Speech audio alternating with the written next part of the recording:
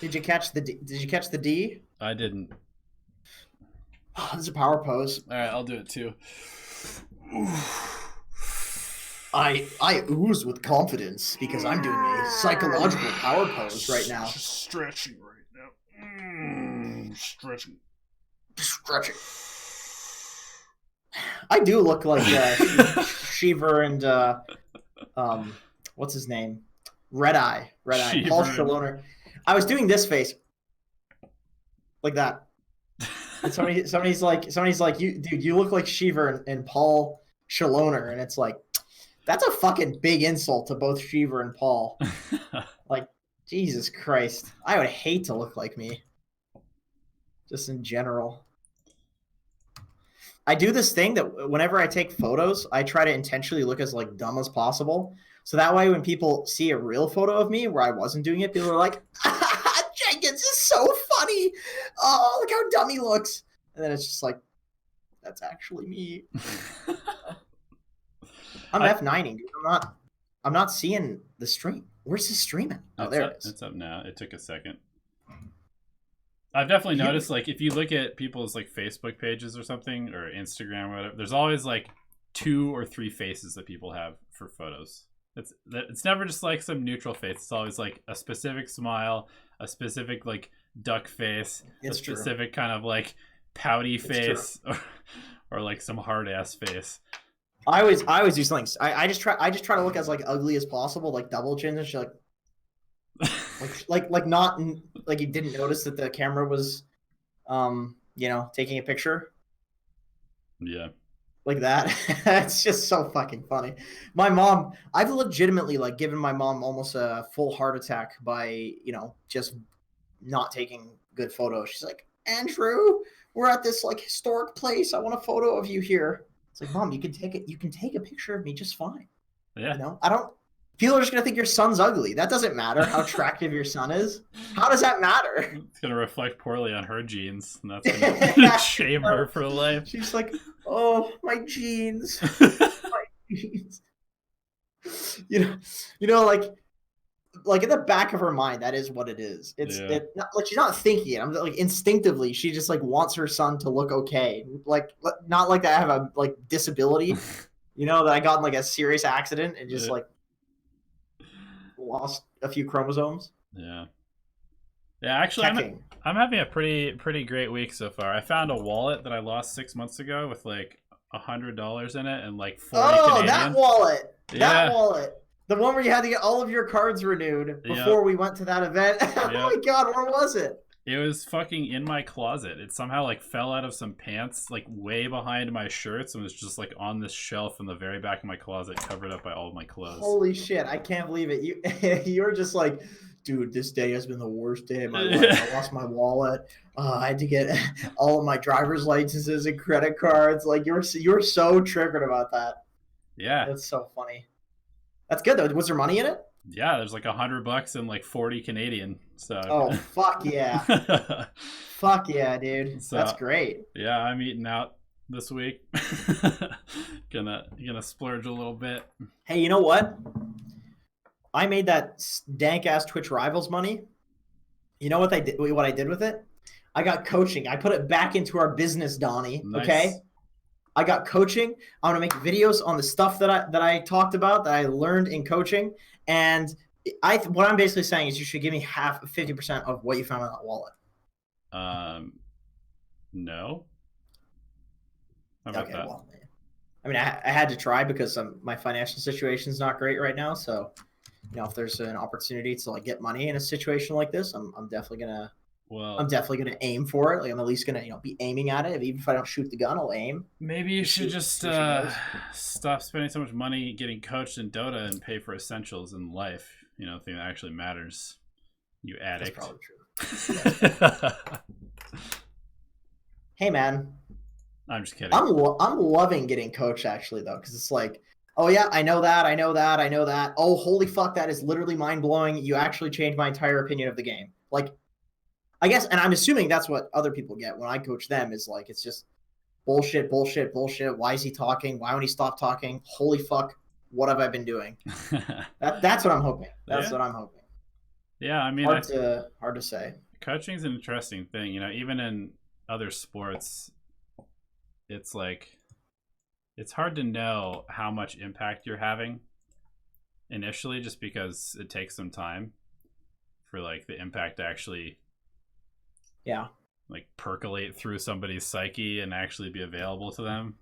Yeah, that's the thing. Is like I feel like a lot of people come to me a week after the coaching session and they're like, "Holy shit, I've gained so much MMR." But right after the coaching session, they're just like glad that it's over because I just wouldn't shut the fuck up the whole time. And they're just kind of like, this is all just stuff that I've seen in videos. And you know what I mean? It's like, I feel like, and then there's also, it doesn't feel that great to get just criticized for an hour straight. Right. Yeah. It's one of those like short term feels bad, man, but long term feels great sorts of things. Hey, that seems to describe most things that are beneficial to you in life, like a good diet, exercise, etc. It's true. Does pineapple belong on pizza? I would say no. I won't hate you if you eat pineapple on pizza, but I don't personally prefer it that way. I think it's overblown, like how much people hate other people for putting pineapple on pizza. I mean, if you look at a lot of these other countries that aren't just America or Canada, it's like people put tons of shit on pizza. In China, they're eating dragon fruit and like bones on pizza. You know, it's like to each their own, man. If that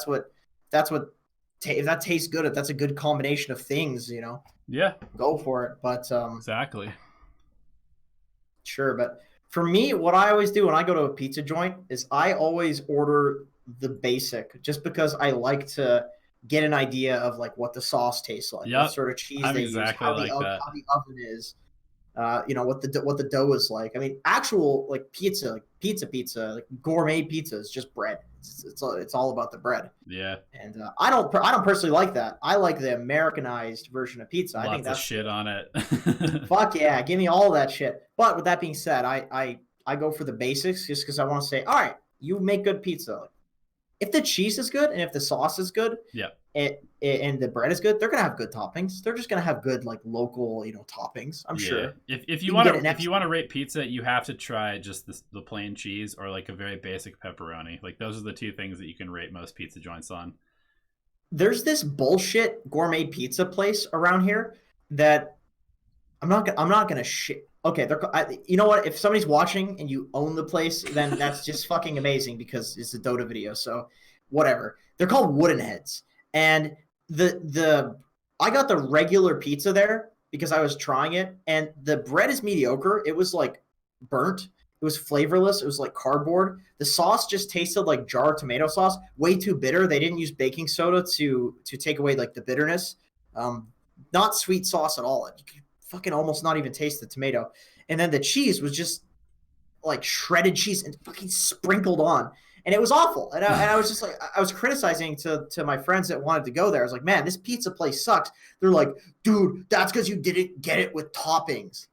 Like, if you are fucking rating a pizza place by their toppings, that's just the farm's pizza. Yeah, literally. Who made the pigs wherever they bought the bacon from and shit. It's like, yes, you can get a lot of stuff on your pizza. Rate a grocery store instead. Exactly.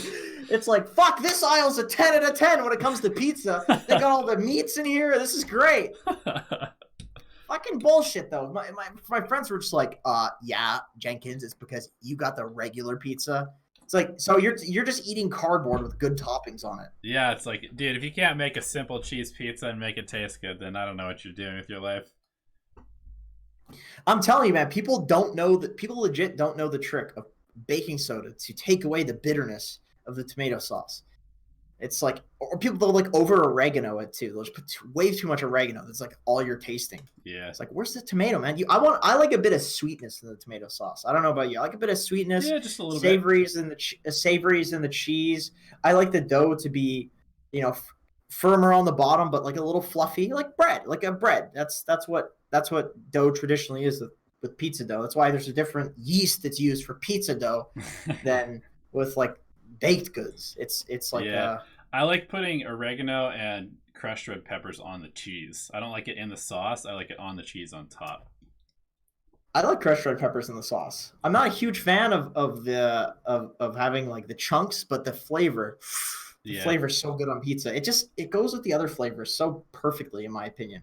All right, anyway. Here's the last question about pizza. Okay. How cooked do you like it? Like, if you were to make yourself a pizza, how cooked do you want the cheese? Do you want it to be like the nice, like, everything's melted, but it's still kind of like white colored, or do you want it to be like starting to brown, or do you want it to be like bubbly, the brown, like the bubbly brown cheese? It depends on what I'm in the mood for. I would say closer to bubbly and brown. Yeah, I like that. I like when you bite into it and the texture on the top of the cheese is different from the texture in the middle. Fuck yeah! Yeah, that shit is legit. But you need a good oven. You need like a convection oven or a pizza oven, because otherwise it'll just be the top and the bottom of the pizza that's cooked. So it'll be burnt along. To get that brownness to it, you need to cook it at a really low temperature.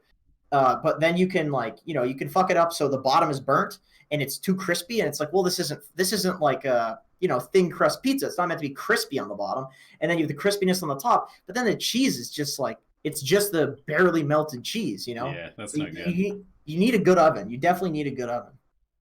Hell yeah. My cooking MMR is like 1,000 or less. I just make pizza.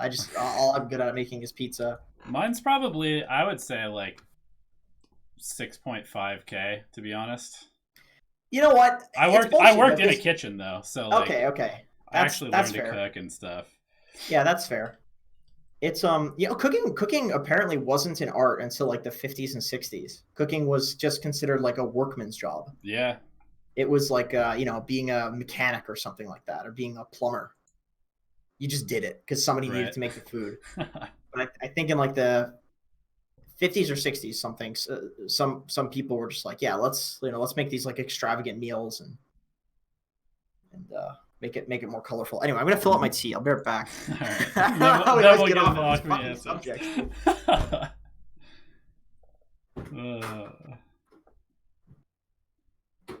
Somebody asked if behavior score affects your games. Yes, 100%. I'm in the process of making a video about how to raise your behavior score and how it affects games. And in the last month, I went from 4,000 to 8,000 behavior score. And I'm going to explain how to avoid getting low in behavior score and how to raise it and what the difference is, because I've seen some real shit at this point.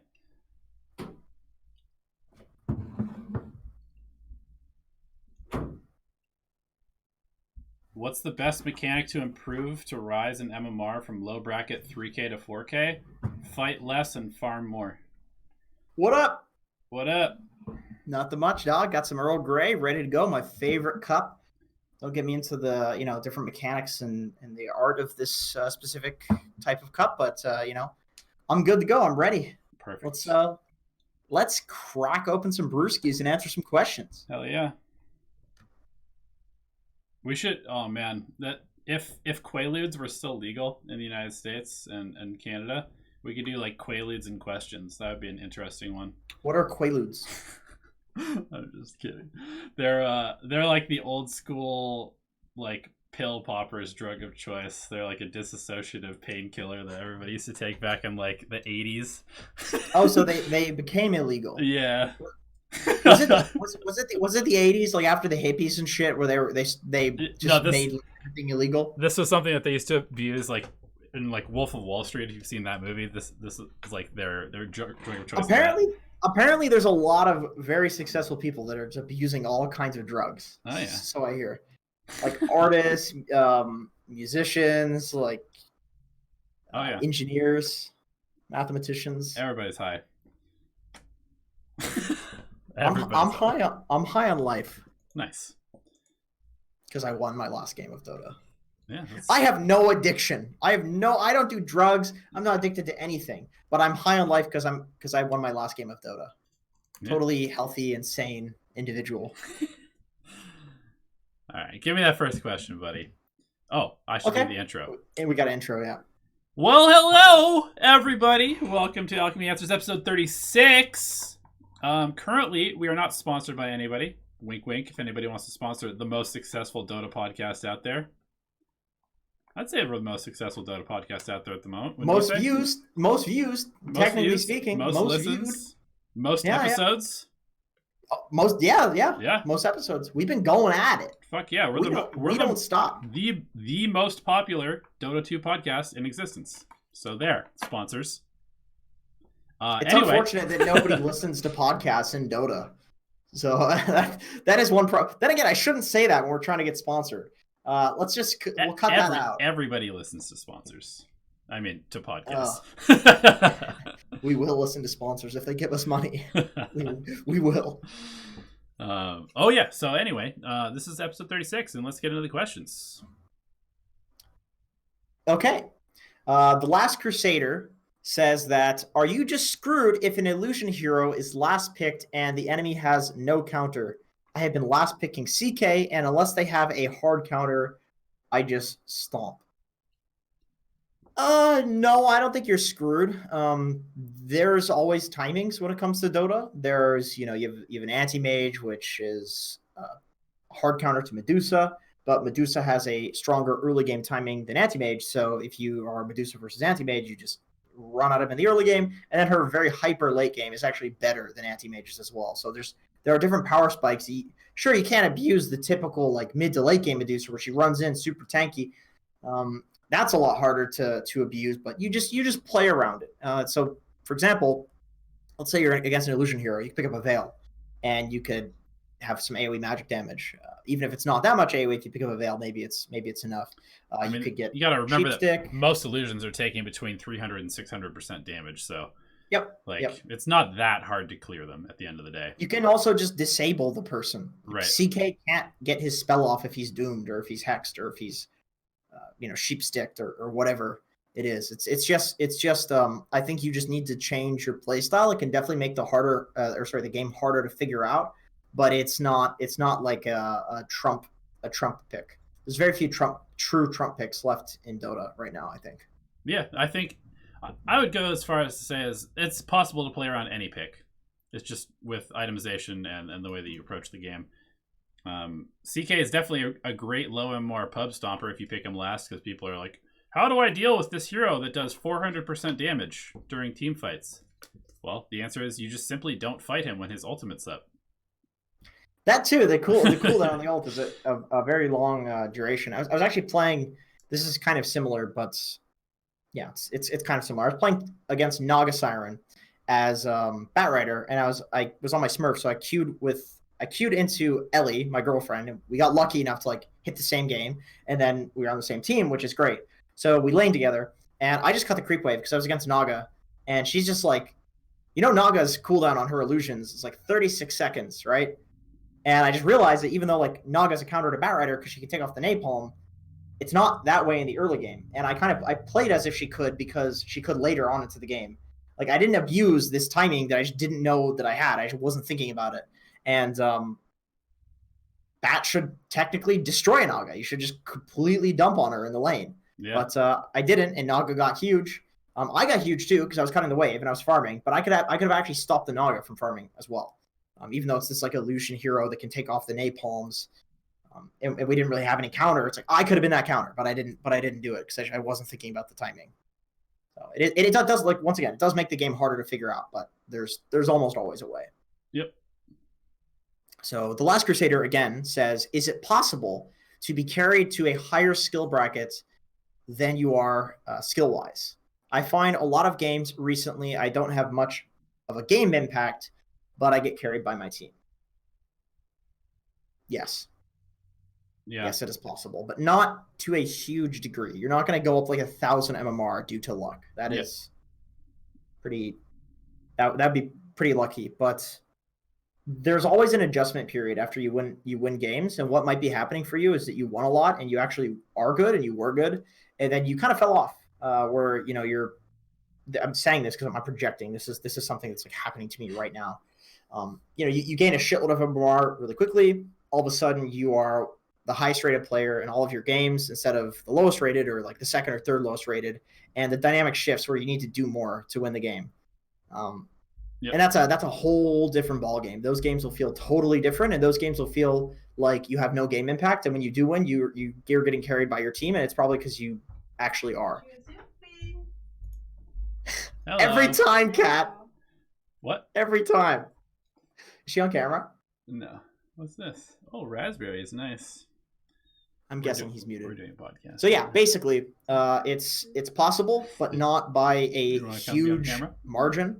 And I would say what you need to do is have an adjustment period where you take a step back, maybe don't play as many pubs, and just think like, okay, what can I do to impact these games? Like you need to essentially improve to play in that higher bracket.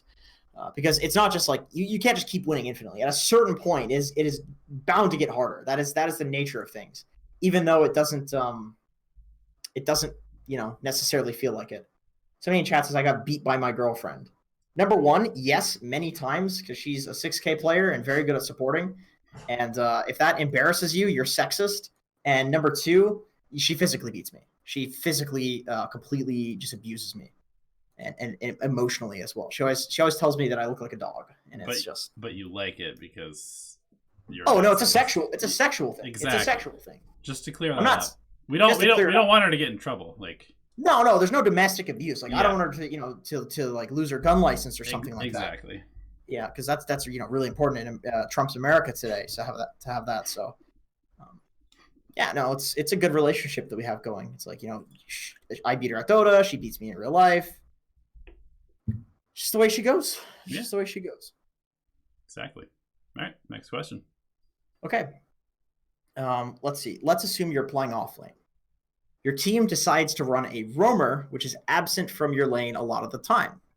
Alternatively, you have a position 4 assisting you, but he/she, that's progressive, is unable to fight against the enemy safe lane. Your hero is incapable of easily farming by creep cutting, unlike heroes like Darkseer, Axe, Bristle, and so on. The enemy carry is free farming. And if you try to CS yourself, you'll take heavy damage and probably even fucking feed. He didn't say that part. I just said that for dramatic effect. What should you do? So, in my opinion, you can always cut the creep wave. I was going to say, like... You're thinking about killing the wave with the hero behind the tower. You can just cut the wave and drag it to your tower, and then your tower will do the damage for you. You just don't lane, because like you said, in that hypothetical scenario, laning sucks mega ass. Wouldn't you rather get 100% XP on every other wave, maybe even more, because you're going to mess up the creep equilibrium by pulling the wave? You'll probably 99% of the time you'll get more than that, but still you're getting 100% XP for half the waves. That's 50% XP. That's the same as sitting there getting denied, except you're not feeding. And you'll fuck with the equilibrium. You'll get more. You'll get jungle camps because they'll pull it. You'll get the creep wave right in front of your tower, where you can use a creep aggro trick to pull the creeps to you and get CS. It's always better to just pull the creeps, in my opinion. Just use the tower. Yeah. I mean, I don't think that you should be afraid of having a lane solo. Like, I would almost welcome that. No, that's great if you're an offlaner. For a lot of these heroes, it's like, it makes the game so easy. It's like, all right, I'll lane, so I'll cut every creep wave. Wow, this is hard. I have to run up to a creep wave and hit it. And then it follows me. And then run away as it follows me. Yeah, it's great. I'm loving that. That's an easy... I don't have to sit there and be like, okay, at that 0.25 seconds, we're both going to double deny. Nice, we got the range creep. Oh, they denied our range creep. Okay, now I need to... There's no fucking like crazy calculations going. It's like, I'm going to go cut the creep wave. It's really easy. Really easy. That's like... It needs to be fixed, honestly. It needs to be changed. It's too good. That's one of the things about Dota that I really notice, and like it's something that you'll occasionally hear analysts say at big events, which is that ease of execution of the lineups. Like that plays a huge role in the professional scene. You'll just see like these top tier 1 teams playing against each other, and generally speaking, it's the team that just has a lineup that's very straightforward that wins the games, unless you're secret and you can pull off some crazy shit. But mostly every other team that's really, really good, they just play standard stuff because it's very easy for them to execute. It's like, okay, and now the Enigma walks in and there's nothing that can stop his BKB black hole, and the game's just over. Like that, it's not like they had to bait somebody and hit some like sick ass like 5-man skill shot. I think a lot of people like overcomplicate the game. Yeah. And people think that it's like that because they don't understand why they're not good at the game yet. But it's just a knowledge thing. It's never mechanics or skills or hitting these fucking epic hooks or skill shots. I always like hit these crazy hooks on my stream. Everybody's like, "Wow, Jenkins God," and I'm literally just like, I fucking threw it randomly, completely randomly, and I just happened to get the guy this game. And people are like, "This guy's the best pudge ever." No, I'm not. I'm just what makes me a good pudge is being a fat ass in a lane somewhere, like the correct timing. Is just running in and baiting a fight. Right. That's what makes me a good pudge. It's not hitting. And if I do hit a hook, that's not just blatantly luck. There's knowledge behind it. It's like, okay, this guy, he's like this fast. He's going to walk through this choke point. I'm going to throw it, or I know he doesn't see me, and I am assuming that he's going to walk here. There's always like these very simple calculations behind these things that you're just not seeing. I think like precasting is a great example of one of those things that confuses people. People see like, Miracle like insta hex somebody with OD, like some axe blink initiation. It's like Miracle God, and it's like, yeah, well, it's cool what he's doing, but he's just spamming with quick cast in the area that he thinks that the axe is going to blink. And because he knows the axe hero and he knows that the axe has got to blink somewhere, right? If he's spamming everywhere with quick cast, chances are before axe can do a big meaty call combo, like you can get the hex because it's instant. Yeah. So it's actually not that hard. But the difference is bad players aren't spamming the hex there. He's spamming the hex there, and he's like, oh, thank God axe blinked there. Right, exactly.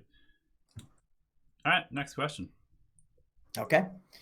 That was a good one. So that was George, by the way, that asked that question. And George also asked, what's the best way to micro Brewmaster? I would say there's a few ways that you can do it, whatever you're comfortable with.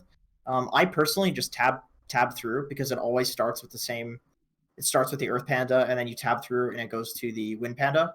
And that's the combo that you generally want to do. Right. It's like the stun into the lift, into the dispel. Right. Like it kind of just naturally flows that way anyway. Right. So it's pretty easy. Alternatively, you can go to a practice lobby and you can set control groups for each of the pandas, and that's going to carry over in every game. But I don't think you need to go that far. I think Brew is actually a really easy micro hero.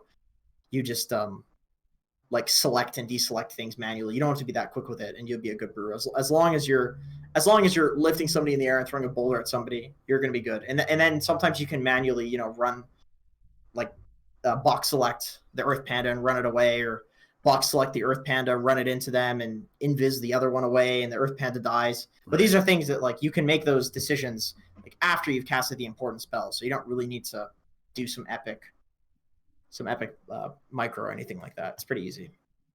Yeah. I think a lot of the heroes that people initially think are extremely hard in Dota are either not actually as hard as they seem, or they're not hard for the reasons that people initially thought. Like people think Invoker's hard because he has a lot of spells to remember. People think Meepo's hard because of micro. People think Brew's hard because of micro. People think Nature's Prophet's hard because of micro. Nature's is hard because of your global map presence and not feeding, and like when to fight and when to split push. Yep. Brew is just not hard. Brew's an easy hero. Meepo is hard because that's the same thing, choosing like when to fight and just not getting your Meepos killed. Micro's definitely important on that hero. What's the first example that I gave? Invoker's hard because the hero is like a carry in the mid lane. You need to do so much to win the game. You need to hit these like ridiculous combos.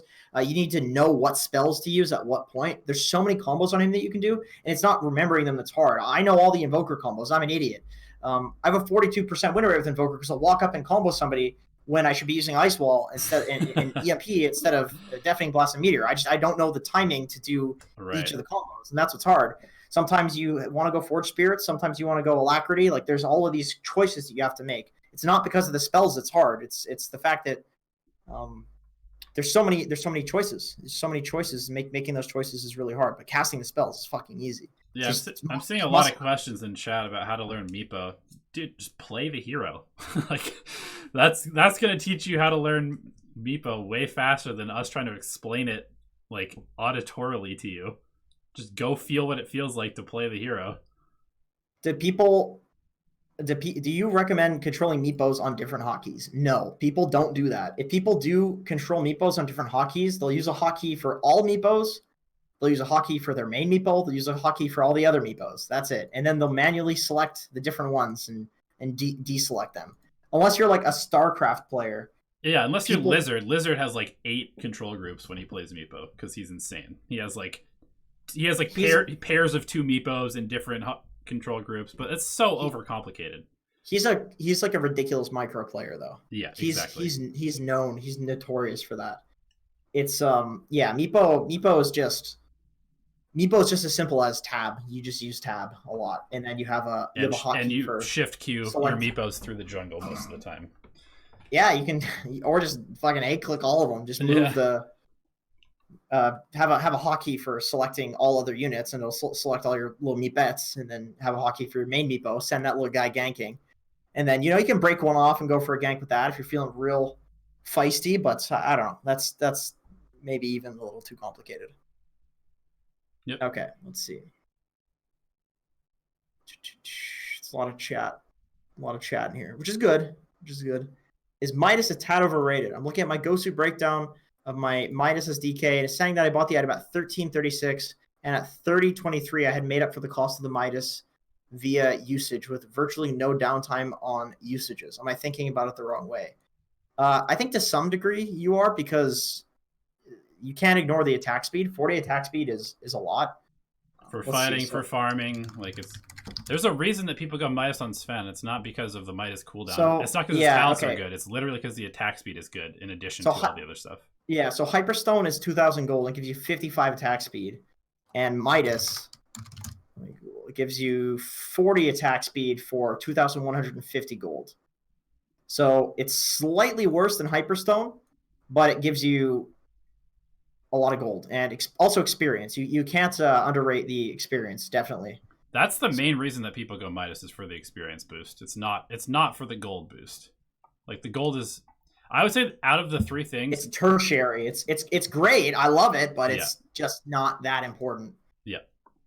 I just played an Aches game actually, where I think I was talking to you about this before we started, but I'm not a good Aches player, and I basically just won the game by letting my team die when they're making shitty decisions, and just Midasing off cooldown and just farming. And I was the most unkillable late game guy, and it's like, fuck, this is easy. I love playing carry, and it's just because I Midas off cooldown, and it was really the experience. It's like I got the evasion talent. I had a lot of strength because good strength gained. Yep.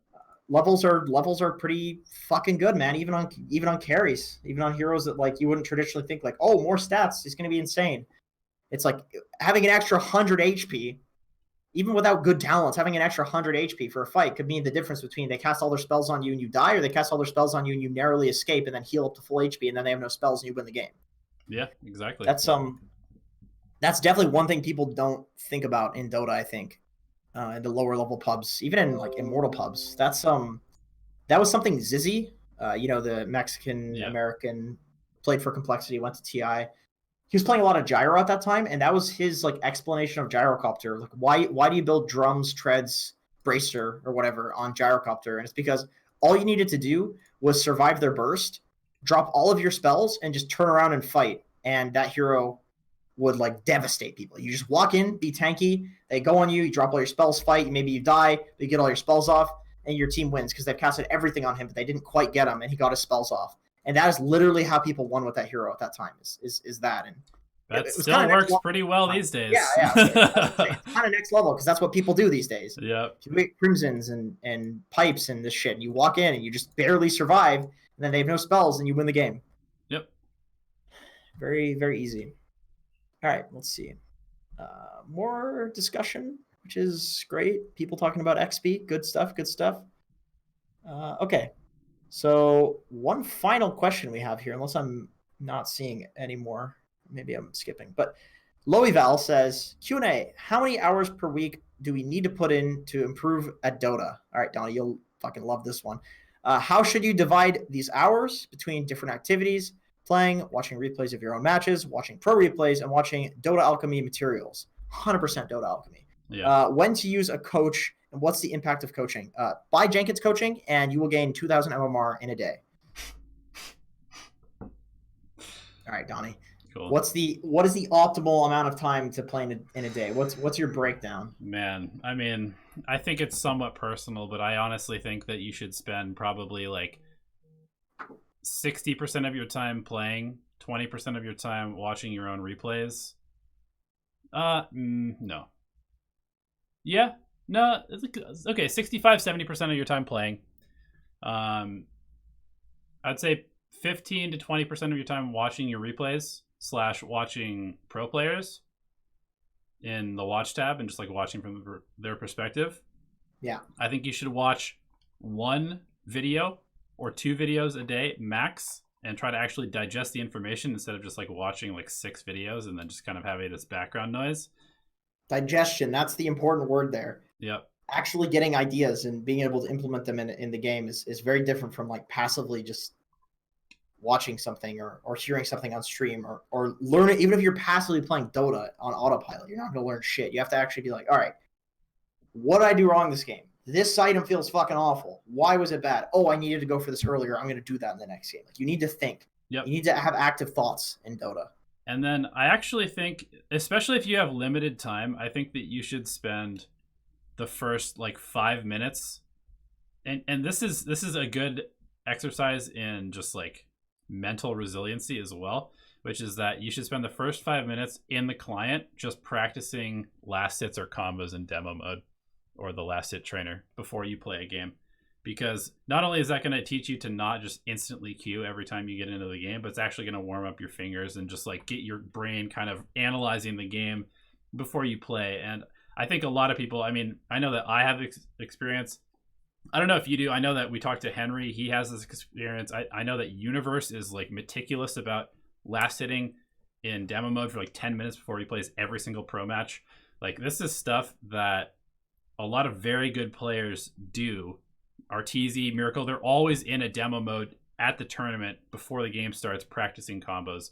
Yep. And, you know, if you look at any sport, it's not like you just get on the field and immediately start playing the game. There's always like an hour plus of warm-up before every single pro game. So it's tried and true. It's like, this is how you become an elite competitor. So I think those things are really important. And then I also think that you should just write 1 or 2 thoughts down about every game before you queue for the next one. I agree. I think that's really important. If you ever find that you're not doing that, you're not able to like actually think about the games, like what actually went wrong, and you're just like, oh, my team fucking sucks, or that was awful.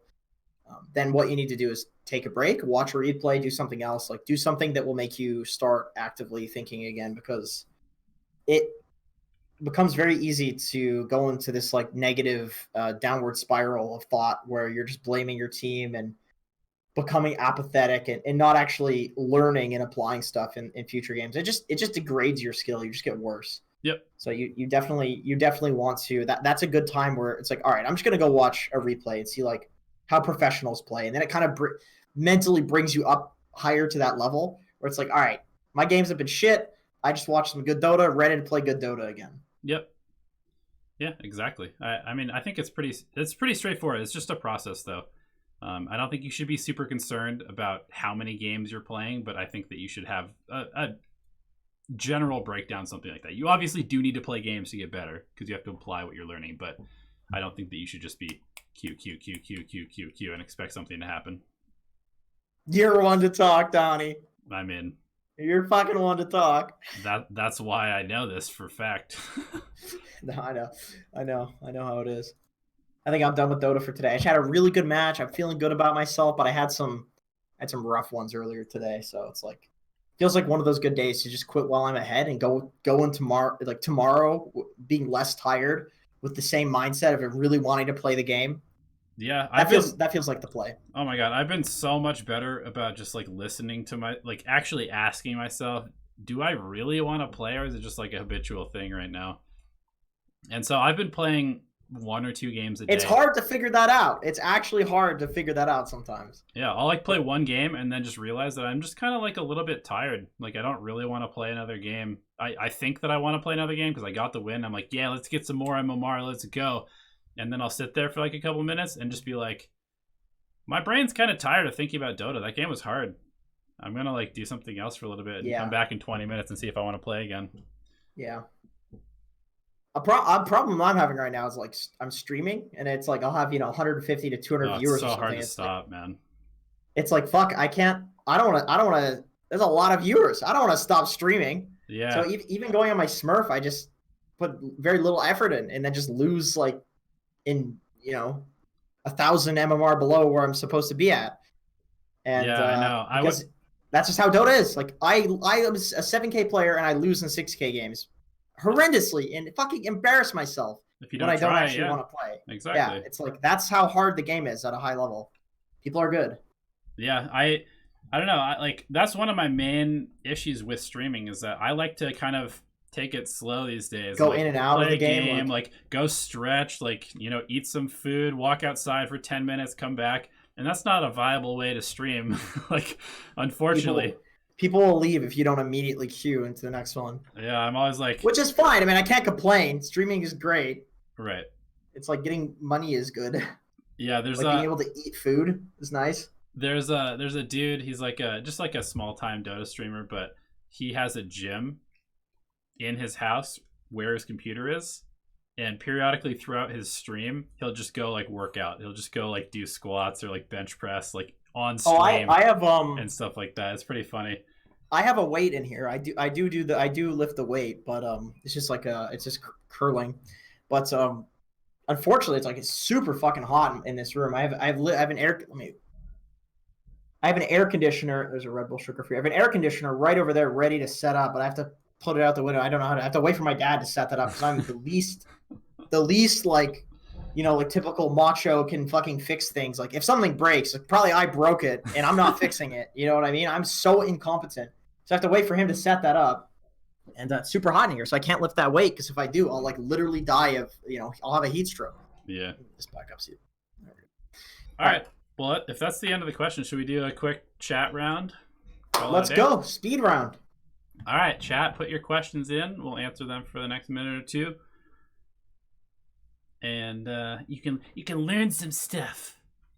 Get your learn on. Jenkins, how would you play Sky off now? I wouldn't. I'd play 4 Sky. Yes.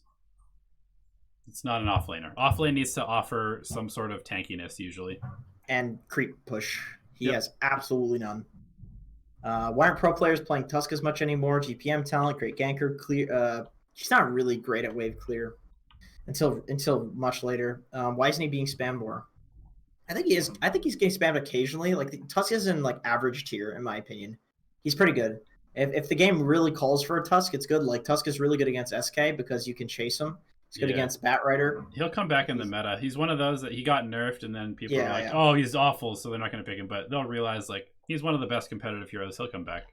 If you're playing Tusk, you're fine right now. Like that hero's not bad. It's like playing Disruptor. It's never going to be a bad hero. It's just, Glimpse is too broken. The idea of Snowball, the idea of Shards, like blocking somebody off. His new E is insane. Like it's a good hero. Any advice for playing support Treaty? I assume you mean Treant. Treant? In 2500 bracket. Yeah, buy a Meteor Hammer and split push them forever. And you'll probably get tier 3s off of it, to be honest. Probably. Yeah, it's good. Best support 7.22C, Warlock. Still Warlock, even after the nerfs. Oh, absolutely still Warlock. Why is Spectre good no more? Spectre is good. He is good. Spectre's amazing. Spectre's one of the better carries right now. If I buy Midas, is it only viable to get to the point where the item pays for itself with activations? Is it? No. If XP, and if you benefit from the attack speed, it's good. Best Initiator, 7.22C. Sand King still? Sand King. Yeah. Is the Abba nerf important? Yes. The range is actually a huge problem on that hero because you have to basically be in melee range to miscoil people now. Is spamming 1 or 2 specific heroes good for climbing MMR? Yes. In fact, the first thing I say when I coach people is, how many heroes are you playing? And if it's like over 4, I say, okay, that's the first thing you're going to change because it's one of the most important things for gaining MMR, if not the most important. It's the most important thing. Yep. I'm going to say it's the most important thing for gaining MMR. 100%. Nothing's more important than that. Is Chen a viable offlane? This is actually a really interesting thing because I had a Chen offlane in my game today. He went Midas Vlad's AC and we just rolled over towers. It was fucking ridiculous. It was not because of the Chen though, but it's just funny. I don't think Chen is even great anymore. I think Chen is like a super mediocre hero after the changes. I agree. Do you queue ranked roles or just normal ranked queue? We both queue normal ranked because ranked roles is too long of a queue at this point. Do I think she'll be back as an offlaner like TI8? Enchantress? I tried Enchantress. I feel like the modern idea of an offlaner just does not suit her. She doesn't have any like wave clear, and you just have like a bat against it or something. If she's ever killable, if you have any Sky or bat or any hero that can just do persistent damage enough to kill her, her entire purpose of being an offlaner is just gone, which is being like infinitely tanky and unkillable, sitting in the lane. What if you just built super tanky items on her, like normal offlane tanky items? I do that. And then, I do that because all she really needs to do damage is a Hurricane Pike, like nothing else. She doesn't push or farm quickly at all. That's so like true. if the enemy team plays like a static game, you just fucking lose.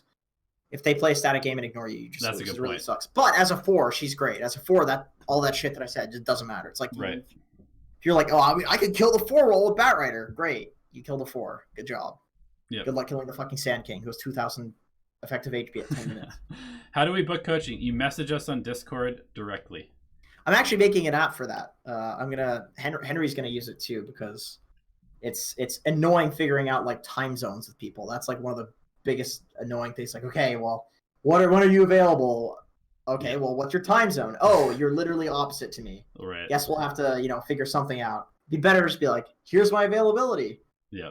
Well, whatever benefits you, whatever is best for you. Yeah. Best hero to stomp low MR 1 to 2K. Whatever hero you're best with, man. Stop asking those questions. Just play the game. What do I think of Shadow Demon? Great hero. Good hero. Do you think Couriers need some changes? Feels like every game is a battle between teammates using it. Yes. How would you change Couriers? This will be the last thing that we talk about. More slots. More slots. More slots, really? Just give the Courier like 12 slots. I don't think that solves the issue of people stealing it. At all. 2 Couriers. I don't think so. I think courier management is an important part of the game, and I think that people who have bad courier etiquette are more items in the side shop. That would be nice. I actually think the side shop needs to be buffed. There needs to be more items there for sure. It's pretty shitty, man. It's just like, I'm gonna buy Crown, not because Crown's that great, but because it's the only decent thing in the side shop. Yeah, side shop needs to be changed. It actually is unacceptable how useless it is. It's pretty fucking useless, man. They should allow you to buy regen in the side shop. That'd be interesting. Oh my god, that'd be nuts. That'd be a really interesting way to change the game. I don't know. That would just make it so like burst and kill heroes would be really good, because you just out regen any damage. Potentially, sure. All right. Well, thank you guys for tuning in. Weird transition, but thanks for tuning in to Alchemy Answers episode 36. You can catch the audio version if you're tuning in late or you're watching this later on our Anchor FM or Spotify or most other podcast platforms. And we will see you later this week for replay review. Hopefully, we're going to have some changes, which we're going to announce later today or tomorrow about replay review and Patreon going forward. But as always, thanks to our patrons for the support, and thanks for watching. Thanks for the good questions. We will see you later, guys.